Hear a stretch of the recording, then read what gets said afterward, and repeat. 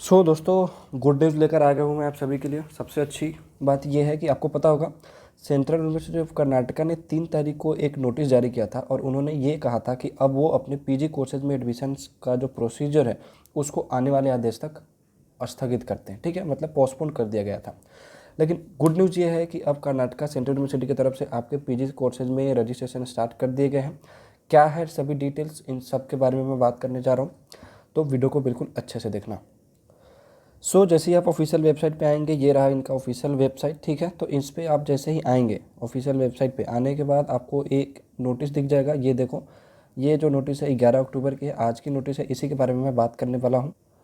इसको जैसे ही आप डाउनलोड कर लेंगे, डाउनलोड करने के बाद आपको ये एक कुछ ऐसा एक पीडीएफ खुल के आएगा। इसी पीडीएफ के बारे में मैं आपसे बात करने आया हूँ। डिटेल में समझ लेते हैं क्या है। ये देखो ऑनलाइन, एक सेकेंड कहाँ गया भाई, हाँ देखो, online login registration for students only candidates registered on central university of Karnataka will be consider for counselling and admission eight. ये तो जाहिर सी बात है, आपका जो रजिस्ट्रेशन का जो प्रोसीजर है वो 12 तारीख से लेकर 18 तारीख तक यानी 18 अक्टूबर तक चलने वाला है। और वही स्टूडेंट एडमिशन के लिए कंसीडर किए जाएंगे जो रजिस्ट्रेशन पोर्टल पर अपने आप को रजिस्टर करेंगे। ठीक है, देन अटेंडिंग द ग्रेविनेंसी, मतलब अगर कोई प्रॉब्लम हो, शिकायत हो, तो आप 18 से लेकर 21 तक भेज सकते हैं, 21 तक। ठीक है, वो आपके कंसीडर करेंगे प्रॉब्लम किसी तरह का इशू हो तो। देन आपका आता है verification of documents and the preparation of merit list of candidates by all HOD और कोऑर्डिनेटर। बेसिकली होता क्या है कि हर यूनिवर्सिटी में एडमिशन का एक पैरामीटर होता है, एक प्रोसीजर होता है।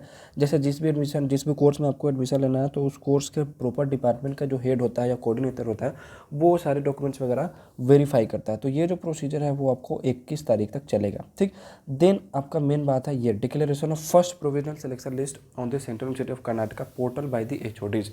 तो फाइनली आपका जो 21 अक्टूबर को एक सेंट्रल यूनिवर्सिटी ऑफ कर्नाटका की तरफ से ऑफिशियल वेबसाइट पे आपके लिए एक मेरिट लिस्ट फाइनली आपके इस यूनिवर्सिटी के वेबसाइट पे प्रोड्यूस कर दिया जाएगा। देन बात आती है डेडलाइन फॉर पेमेंट ऑफ फी। आपको 21 को जैसे ही मेरिट लिस्ट आएगी उसके बाद 27 तक, मतलब 27 अक्टूबर तक पेमेंट करके आपको अपनी सीट रिजर्व करनी होगी, अदरवाइज वो चला जाएगा आपके पीछे जो मेरिट में होंगे उनके। ठीक है, then the declaration of vacancy position by HODs. फिर उसके बाद जाहिर सी बात है कुछ सीटें खाली रह जाएंगी, तो 27 को ही 1 बजे तक आपको पेमेंट करना है। नहीं करेंगे तो आपको शाम तक या रात तक 27 को फाइनली यूनिवर्सिटी की तरफ से जो भी सीटें खाली रह जाएंगी उसका एक डेटा दिया जाएगा और उन सीटों पे क्या होगा, ओपन काउंसलिंग किया जाएगा। ठीक है, तो 28 तारीख से लेकर 1 नवंबर तक आपको जो खाली सीटें रहेंगी उस पर ओपन काउंसलिंग किया जाएगा और उसमें एडमिशन लिया जाएगा। देन डिक्लेरेशन ऑफ वैकेंसी, फिर उसके बाद में अगेन जो भी सीटें खाली रह जाएंगी ओपन काउंसलिंग के बाद, तो फिर से एक और मेरिट लिस्ट आएगी 2 तारीख को। मेरिट लिस्ट नहीं, सीट के बारे में आपको बताया जाएगा कि कौन कौन सी सीटें खाली रह गई 2 तारीख के बाद में। फिर final counselling and payment of fee 4 नवंबर तक आपको चलेगा। मतलब ये पूरा एडमिशन का जो प्रोसीजर है वो 4 नवंबर तक चलने वाला है। ठीक है, तो जितने भी ये student central university of Karnataka में एडमिशन लेने के बारे में सोच रहे थे और बहुत दिनों से वेट कर रहे थे कि आखिर यूनिवर्सिटी ने ये क्यों कैंसिल कर दिया, उनके लिए बहुत बड़ी अपडेट निकल के आई है कि सेंट्रल यूनिवर्सिटी ऑफ कर्नाटका ने आपके एडमिशन प्रोसीजर को स्टार्ट कर दिया। क्लास जो कमिटमेंट है, क्लासेज जो है आपकी वो 7 नवंबर से स्टार्ट कर दी जाएंगी। ठीक है, तो ये कुछ बेसिक है पॉइंट्स। जैसे देख सकते हो कि द काउंसलिंग लिखा है इन्होंने कि the counselling and admission for central university of Karnataka will be done only through central university of Karnataka portal. जाहिर सी बात है fee payment will be only through. ठीक है, सभी जो आपके जो प्रोसीजर है वो सेंट्रल यूनिवर्सिटी ऑफ कर्नाटका के ऑफिशियल वेबसाइट से समझ पोर्टल से ही किया जाएगा। अगर किसी तरह के यूनिवर्सिटी से not be responsible for technical glitch और डिले। अगर आप पेमेंट में कुछ नहीं कर पाते हैं तो भले यूनिवर्सिटी की ही गलती हो, लेकिन इन्होंने लिखा है कि यूनिवर्सिटी की गलती नहीं मानी जाएगी। ठीक है, ऐसा होता है।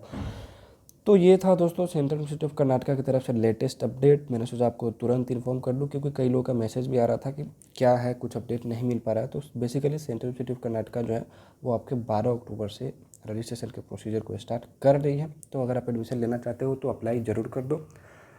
बाकी इस वीडियो में इतना ही रहने देते हैं। बहुत बहुत धन्यवाद।